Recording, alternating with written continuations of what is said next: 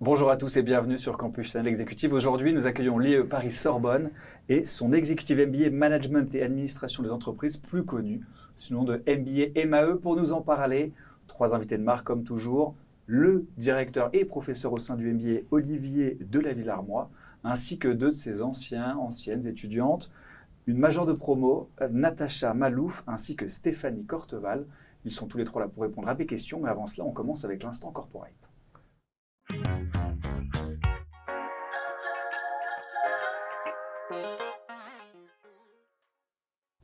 L'instant corporate, Olivier, c'est 2 minutes pour nous convaincre, pour nous présenter le MBA MAE dans les grandes lignes. C'est à vous. Alors le MAE, c'est le diplôme phare de l'IE de Paris qui a été créé il y a 65 ans avec pour ambition de former les managers, donc des ingénieurs, des avocats, des médecins à la gestion. Et donc le premier diplôme de l'IE de Paris, c'était le de SSC2AE qui est maintenant devenu Master MAE. Et donc c'est une formation généraliste à la gestion. Alors la gestion, il faut bien comprendre ce que ça signifie à l'université. La gestion, ce n'est pas simplement la comptabilité, la finance, c'est également la stratégie, le marketing, les ressources humaines, la stratégie. Et il y a également 2 modules complémentaires qui sont proposés au travers de l'économie du droit. Et donc l'ambition, c'est de couvrir tous les domaines de la gestion pour franchir un cap. Donc pour intégrer la formation, on accueille des candidats, des cadres qui ont déjà au moins 3 ans d'expérience. Le plus souvent, ils en ont beaucoup plus, et on les accompagne dans leur carrière professionnelle.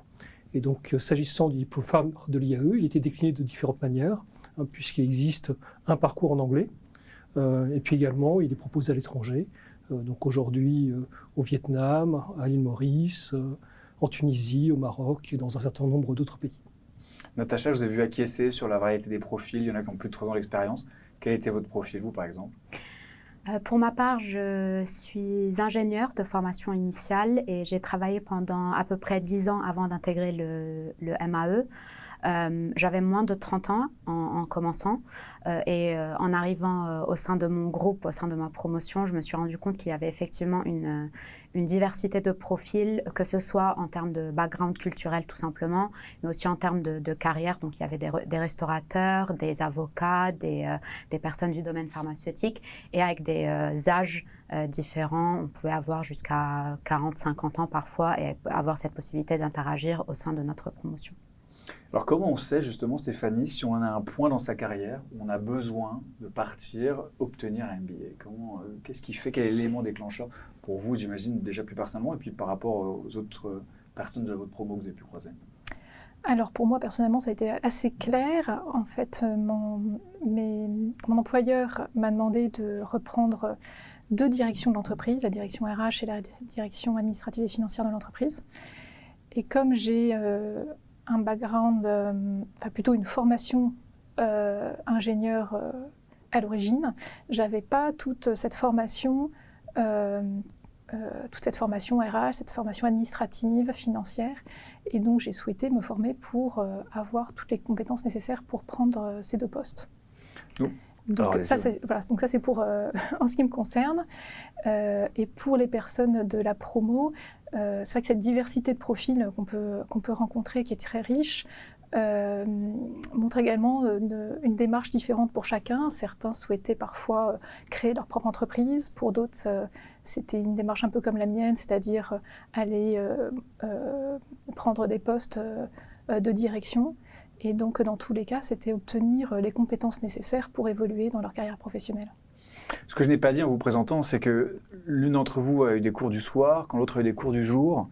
Oui. En journée sur 15 mois, en soirée sur 24 mois. Est-ce qu'on travaille moins vite la nuit, Olivier ? Non, le programme est exactement le même. Ce sont les mêmes responsables de cours. Après, ce sont les chargés d'enseignement, donc les praticiens qui interviennent, qui peuvent différer d'un groupe à l'autre. Mais les contenus sont globalement identiques. La différence, c'est que dans le parcours jour, il y a un séminaire international qui est prévu à Montréal. Et dans le parcours soir, il y a un cours qui est optionnel, donc qui permet de se différencier de ce qu'on appelle les thématiques.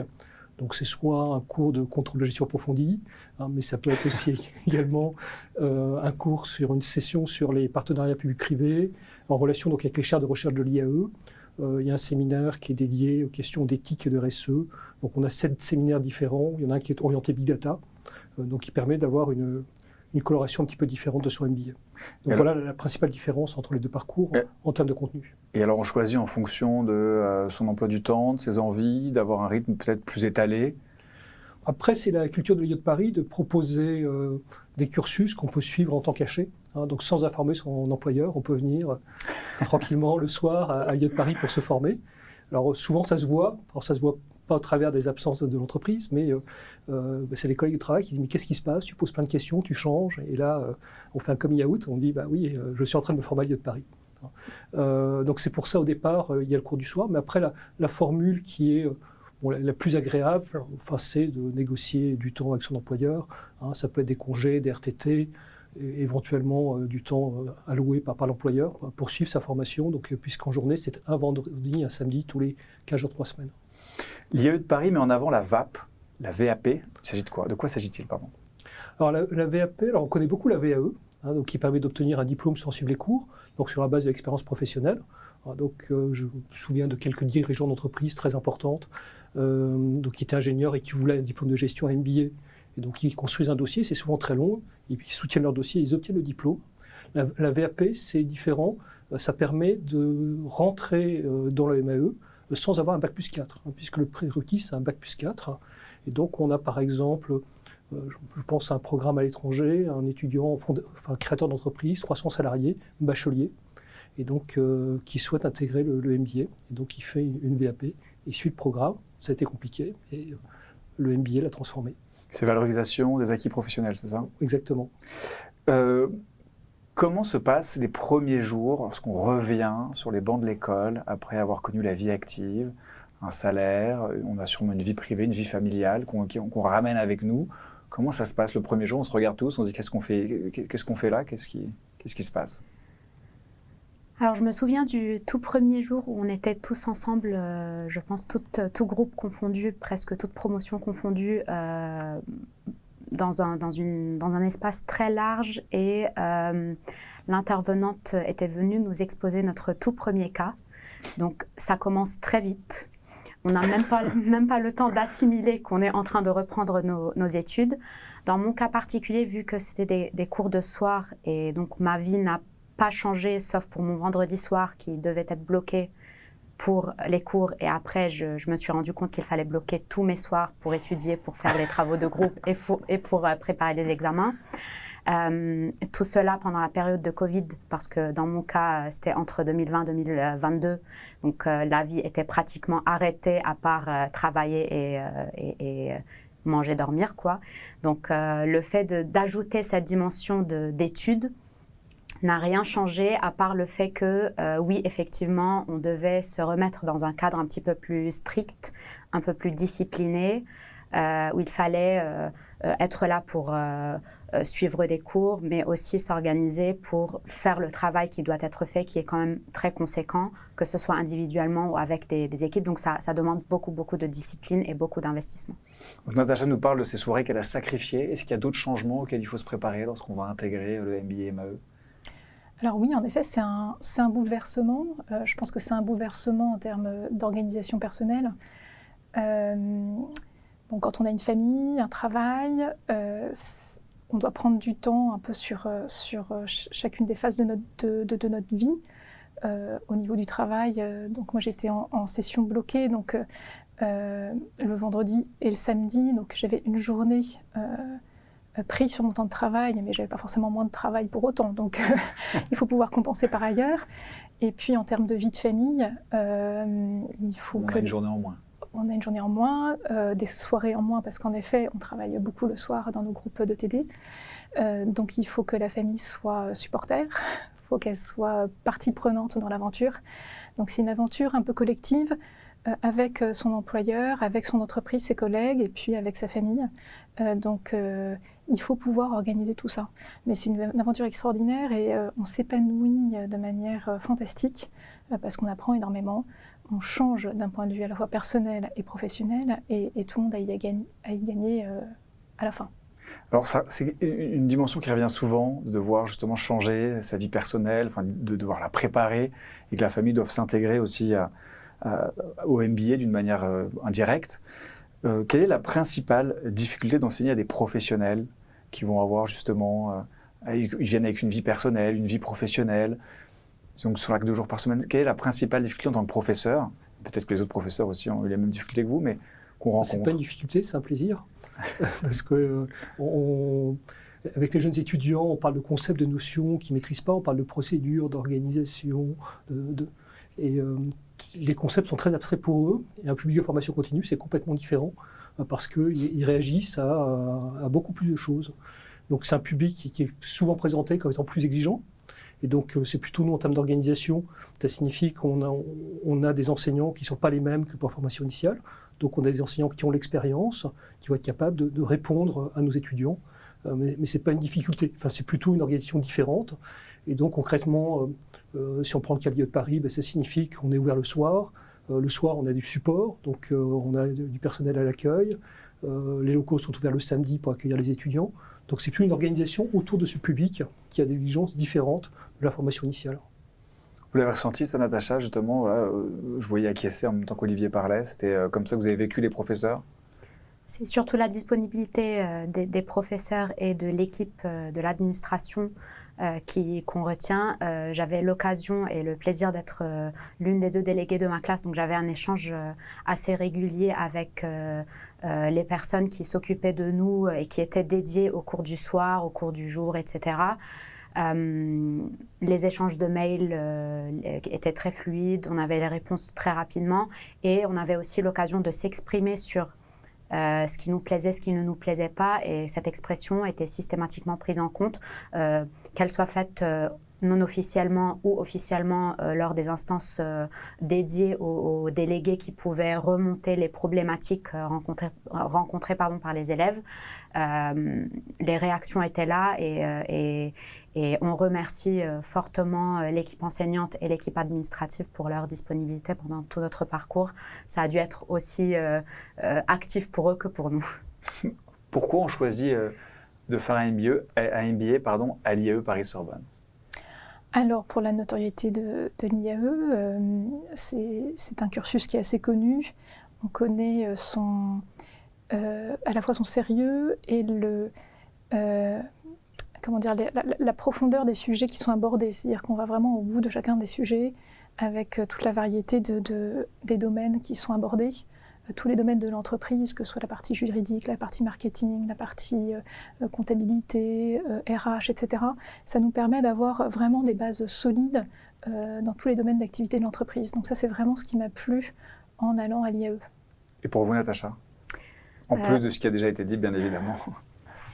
Sauf si ce sont les mêmes raisons, bien sûr. C'est les mêmes, évidemment. Je compléterai aussi avec justement la diversité dont on parlait tout à l'heure et cette possibilité de suivre des cours du soir qui, je pense, n'est pas très présente, sauf erreur de ma part, au sein d'autres entreprises. Donc, c'est un parcours qui est adapté à des professionnels qui ne veulent pas pour autant mettre en pause leur vie professionnelle, mais quand même avoir cette possibilité d'agrémenter leur parcours académique avec un diplôme, que ce soit pour renforcer leur poste de manager au sein de leurs entreprises ou évoluer dans leur poste, ou aussi avoir les moyens qui leur permettront d'aller dans la création d'entreprises, par exemple, ce qui est quelque chose que j'envisage aussi en parallèle de mon poste de manager au sein de mon entreprise. Donc ça permet d'avoir cette visibilité, cet accès à toutes les possibilités, tout en gardant son emploi et ne pas mettre en pause sa vie professionnelle. Alors on a parlé des professeurs, des experts, de l'expertise justement qu'on pouvait avoir grâce ou en faisant partie du MBA. Et alors pour creuser un peu plus, allons vers la question experte.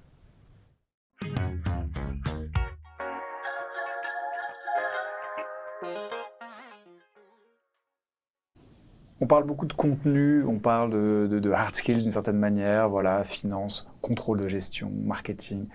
Et on évolue dans une société dans laquelle les valeurs sont très importantes. Et je voulais savoir quelles sont les valeurs auxquelles l'IAE prête le plus d'importance et comment on le retrouve dans les enseignements qu'elle prodigue. Donc les valeurs de l'IAE de Paris, ce sont des valeurs d'humanisme, de diversité. Et donc on retrouve ces valeurs dans la diversité des étudiants qu'on accueille, la diversité des profils des étudiants qui sont accueillis. Ces valeurs sont portées par les équipes pédagogiques, donc on a un engagement fort des équipes pédagogiques et administratives autour de ces valeurs. Et puis après, en termes de contenu, eh bien, nous sommes une organisation, l'IE de Paris, qui est en avance sur les problématiques de RSE. Donc, il y a un certain nombre d'actions qui sont engagées pour compenser donc des plantations d'arbres, pour compenser les voyages en avion, des labellisations qui sont en cours. Donc, on est vraiment établissement en pointe sur ces questions-là. C'est important pour vous, ça, quand vous le saviez avant de vous inscrire ou pas forcément? Alors, je ne savais pas forcément avant de venir, mais on a abordé nombre de ces thèmes pendant la formation. Et ce sont des points qui sont très importants, notamment aujourd'hui dans notre travail au quotidien. Donc ça fait partie des points qui ont été en effet très porteurs et qui nous aident encore aujourd'hui dans notre métier. En termes de valeurs et en termes en effet de diversité et de cohésion, on a beaucoup senti toutes ces valeurs au sein de l'ambiance entre les étudiants. Ça a été vraiment quelque chose de très porteur aussi, parce que donc, cette diversité, on l'a vécue au quotidien dans nos préparations de TD, et chacun avait beaucoup à apporter. On s'est beaucoup enrichis les uns les autres de par nos origines de formation différentes, nos parcours différents, et ça a été vraiment très riche de pouvoir travailler tous ensemble. Il y a une dimension qu'on n'a pas encore évoquée, c'est la dimension internationale de l'IAE de Paris et son séminaire professionnel international. Comme vous étiez dans la formule jour, vous l'avez peut-être fait. Tout à fait. Est-ce que vous pouvez nous en parler? Oui, donc c'est un séminaire qui a lieu à Montréal. Donc pendant une semaine, nous partons toute la promo du MAE Journée bloquée à Montréal. Ça a été une semaine très riche en rencontres, en découvertes, puisque nous étions accueillis par HEC Montréal, qui nous a très bien accueillis.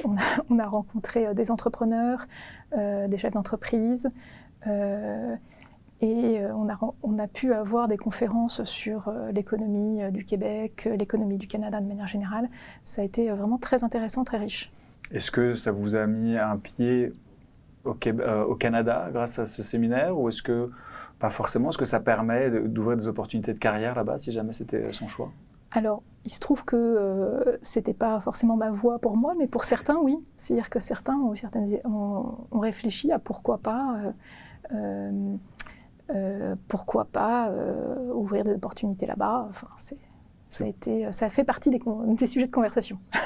Dans les évolutions de carrière, l'international, c'est une possibilité pour vos étudiants, pour vos apprenants? Bon, c'est pas majeur, mais il y a des évolutions qui sont internationales. Alors, on a plutôt des étudiants qui sont en poste, compte tenu de l'organisation de la formation. Et donc, le plus souvent, ils sont appuyés par l'entreprise. Et donc, l'objectif, c'est qu'ils évoluent dans leur entreprise. Mais il y a un certain nombre d'étudiants qui évoluent à l'international. Alors, ça se voit surtout quand on regarde l'annuaire des diplômés. Et donc, l'annuaire des diplômés, on s'aperçoit qu'ils sont pas présents dans le monde entier. Mais peut-être pas à court terme. À court terme, les managers qui ont soutenu les étudiants en cours de formation, je pense qu'ils ont envie d'avoir un retour sur investissement et de s'appuyer sur ces nouvelles compétences qui ont été acquises pendant quelques années avant d'envisager une évolution internationale. Entre vos attentes et la réalité, est-ce qu'il y a eu une différence, Natacha? Une dimension qu'il était impossible de prévoir, à moins d'avoir traversé ces 24 mois, et là vous dites ça, mais vraiment je ne m'y attendais pas. Je pense que les deux éléments que je n'anticipais pas ou que je n'ai pas suffisamment anticipé, c'est l'investissement personnel et le temps à consacrer à ce travail en dehors des cours. Qui s'élève à toutes les soirées, du coup. Qui s'élève à toutes les soirées et parfois aussi le week-end. Donc, il fallait vraiment mettre beaucoup de choses de côté pour pouvoir faire ce travail. Et donc, le fait de l'avoir fait pendant la période de Covid était parfait. Et le deuxième, et là, je pense que c'est dû au fait que je n'avais pas fait d'études en France. Donc, je n'avais peut-être pas cette idée de la présence forte du travail en groupe qu'il fallait faire, et que dans mon esprit, c'était plus du travail individuel qu'il fallait effectuer. Et je pense que la dimension travail en équipe pour résoudre des cas et pour faire des projets et pour faire des présentations toutes les semaines, ça a son challenge aussi, parce que ça nous oblige non seulement à caler nos agendas les uns aux autres en rappelant que nous sommes tous des professionnels qui travaillons pendant la journée, donc il fallait vraiment trouver le bon moment pendant les 3 heures de la soirée ou pendant le week-end pour faire 1 heure de réunion, mais aussi s'adapter aux idées des uns et des autres, parce qu'on n'est pas toujours d'accord sur ce qu'on veut faire ou la manière dont on veut le faire. Nous avons tous plusieurs années de vie professionnelle derrière nous et donc d'expérience. Pas le même âge non plus. Exactement. Donc avoir un groupe où il y a une personne qui a 28 ans, une personne qui a 50 ans, un restaurateur, un ingénieur et un avocat, tous à débattre d'un cas pour le MBA, c'est challengeant, mais c'est aussi hyper enrichissant et on n'en retient que de bons souvenirs à la fin, donc j'en suis ravie. Comment un programme qui n'a pas de spécialisation sur un secteur donné peut donner accès à des postes de direction sur n'importe quel secteur ? Alors, on peut développer des programmes qui sont spécialisés. Enfin, l'intérêt d'un programme généraliste, c'est que ça permet d'accueillir des profils qui sont extrêmement divers. Et comme ça a été souligné par Natacha et Stéphanie, ça permet de confronter sa propre expérience à d'autres secteurs. Alors, des exemples, on est toujours surpris de voir des gens qui ont du secteur privé et d'autres qui ont du secteur public. Et donc, on s'aperçoit que quand on est dans le secteur privé, on est surpris de ce qui se fait dans le public. Le public est surpris de ce qui se fait dans le privé. Il y a une complémentarité service-industrie. Il y a des entreprises qui ont des cultures différentes, des cultures plus internationales, d'autres qui sont plus françaises. Et donc c'est ça qui permet, même si le parcours est généraliste, ça permet de se positionner par rapport à ce qui se fait ailleurs et de mobiliser ce qu'on voit dans d'autres domaines à son propre domaine. Est-ce qu'il y a une vie étudiante dans un MBA dont les étudiants sont divisés entre 3 vies différentes, justement, vie professionnelle, vie académique, vie personnelle? Est-ce qu'il y a malgré tout une ambiance de promo? Est-ce qu'on retrouve une deuxième jeunesse ou une première jeunesse? Je ne sais pas. Oui, il y a une ambiance de promo et c'est très agréable. En effet, ça permet d'avoir une autre vie en plus qui est assez sympathique. Alors, en journée bloquée, on passait vraiment toute la journée ensemble. Donc, du matin jusqu'au soir, le déjeuner, et puis ensuite l'after après la journée. Donc oui, on a eu l'occasion de vraiment créer une cohésion de groupe, une bonne ambiance de groupe. Il y a toutes les soirées où on travaille ensemble, donc on apprend à se connaître, et le fait d'être en difficulté aussi parfois ensemble, ça permet de se dépasser, ça permet de se connaître les uns les autres de manière assez forte. Et donc, on est très attachés les uns aux autres, oui, à la fin de ce master. Donc, l'attachement les uns aux autres, est-ce qu'il est aussi, on va dire, transgénérationnel? Vous l'avez dit, c'est le programme STAR. Plus de 23 000 étudiants, cadres, professionnels libéraux depuis sa création en 1956. Est-ce que les anciens sont présents encore, même alors ceux qui ont été gradués en 1956, peut-être, je ne sais pas, ceux qui ont été gradués plus tard? Eh bien, un certain nombre de chargés d'enseignement sont des diplômés, donc ça permet de transmettre la culture de l'IE de Paris. Il y a également un très grand nombre d'événements qui sont organisés à l'IAE. Alors, je ne suis pas certain que les étudiants, pendant leur programme, ont suffisamment de temps, mais il y a 200 événements qui sont organisés par an par les diplômés. Et donc, il y a des clubs disciplinaires. Donc, il y a un club Afrique, il y a un club finance contrôle risque, il y a un club immobilier. Donc, ça permet de continuer à venir à l'IAE pour échanger. Donc, il y a aussi cet échange entre promotions. Alors, on a beaucoup parlé de cette charge de travail, mais il y a une contrepartie, normalement, c'est l'évolution professionnelle, la récompense. Est-ce qu'il y a un avant-après le MBA MAE, Natacha? Après ces sacrifices? Très certainement. Je vais parler pour moi et puis on pourra extrapoler pour le reste du groupe et de la promotion.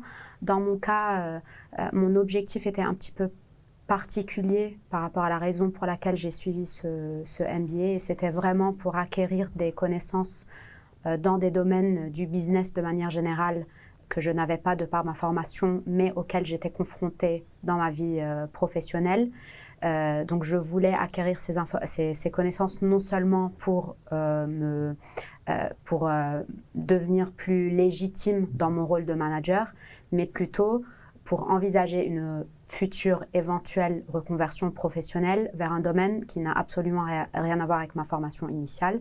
Et donc j'avais besoin d'avoir cette panoplie de connaissances que je n'avais pas et qui me permettrait d'être plus à l'aise avec ce futur projet. Il y a très certainement un avant-après MBA parce qu'aujourd'hui, je n'ai plus peur ou je sais par où commencer pour concrétiser ce projet si je décide un jour de le concrétiser, chose que je ne savais pas avant, je ne savais pas par quel bout prendre les choses. Et aujourd'hui, j'ai les connaissances de base du marketing, de la stratégie d'entreprise, de la comptabilité, de la gestion, du contrôle de gestion, du droit des entreprises, ainsi de suite. Donc, je ne suis experte en aucun des sujets.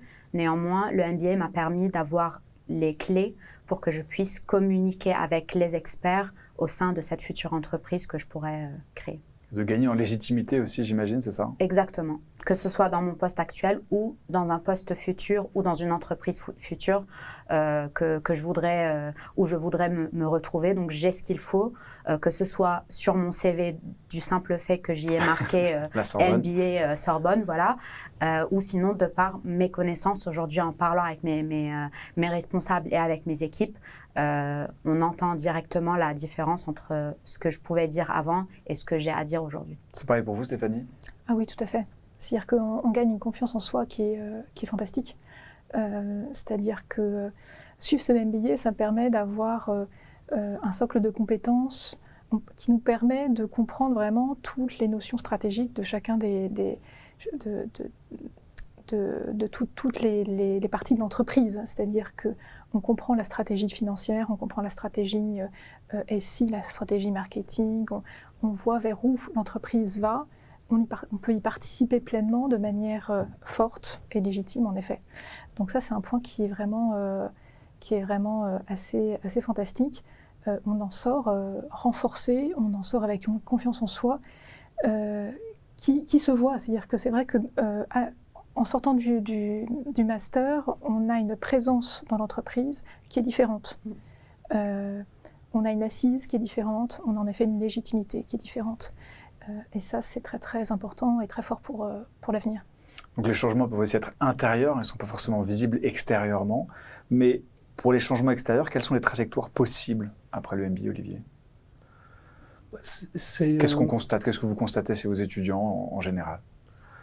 Le plus marquant, c'est, comme ça vient d'être dit, c'est une prise de confiance. D'accord. Et les retours, c'est la manière dont nos étudiants sont vus par leurs collègues de travail, en disant, ça se voit qu'ils ont été formés parce que ils posent des questions, ils s'impliquent dans la prise de décision, chose qu'ils ne faisaient pas auparavant. Et puis ensuite, on les entend parler entre eux de leur évolution professionnelle. Alors, c'est assez compliqué d'avoir des indicateurs précis sur des rémunérations, parce que la rémunération de sortie sur des MBA, ça dépend de la rémunération qu'on a au départ. Mais les échanges, les étudiants discutent beaucoup entre eux. Ils ont tous des évolutions, ils ont souvent des évolutions significatives et c'est plaisant pour nous. Il y a donc une récompense à la suite de ces heures, de ces nuits passées. C'est déjà un changement intérieur et c'est énorme. Il nous reste encore 2 minutes pour le mot de la fin.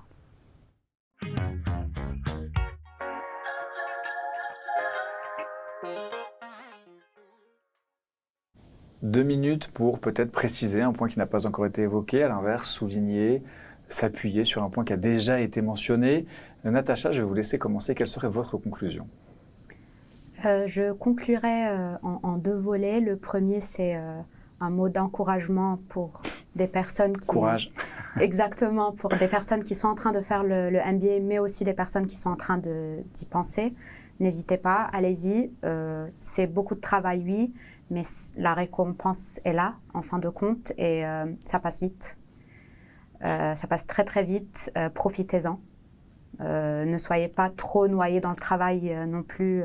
Levez la tête pour profiter des personnes qui sont autour de vous, de cette richesse et ce partage qu'on vit en faisant le travail pour arriver à ce diplôme en fin de compte. Et la deuxième partie, c'est tout simplement un remerciement pour moi, pour toutes les personnes qui m'ont soutenue dans ce parcours, mais aussi pour nos enseignants, les équipes qui nous ont accompagnés et surtout ma promotion et mon groupe de manière plus particulière, avec qui on s'est beaucoup, beaucoup amusé. Donc, merci beaucoup. D'accord. Courage, profitez et merci. Une conclusion en 3 mots. C'est parfait. Stéphanie. Alors, moi, j'aimerais revenir sur la charge de travail, parce qu'on en a beaucoup parlé. C'est vrai. Et j'aimerais juste rassurer les futurs postulants qu'il y a une très grosse charge de travail, en effet, surtout au début, mais ensuite après, on est de plus en plus productif, on est de plus en plus... ça devient de plus en plus facile. Donc, au fur et à mesure de temps, finalement, c'est de moins en moins prenant, on va dire. Donc, il faut se rassurer un peu là-dessus. Moi, je recommande vivement de faire ce type de master. C'est une aventure humaine fantastique, une aventure intellectuelle aussi, très très enrichissante. J'ai trouvé ça très très satisfaisant de se replonger dans les études après 15 ans de vie professionnelle. Ça fait grandir et on a besoin de grandir même après un certain âge, on va dire. Je ne dirais pas lequel. Après 20 ans. Voilà, exactement. Voilà, donc j'encourage vraiment toutes celles et ceux qui souhaitent faire ce master à y aller, à vraiment à prendre courage pour se lancer dans cette aventure. Ça donne des fruits extraordinaires, c'est vraiment fantastique. J'aimerais également remercier en effet l'IAE, les professeurs, et évidemment je passe un petit coucou à toute ma promo qui a été fantastique aussi. Merci beaucoup. Olivier. Oui, alors... vous adressez à vos étudiants pour commencer. Oui, alors ils sont engagés, mais après, il faut dire que tout est fait pour que l'engagement se fasse dans la joie et la bonne humeur. Donc, à titre d'exemple, donc le diplôme qui est délivré, c'est un diplôme national, donc il y a un examen à passer, mais ce sont des examens avec documentation. La moitié de la note, ce sont des notes qui reposent sur des travaux de groupe.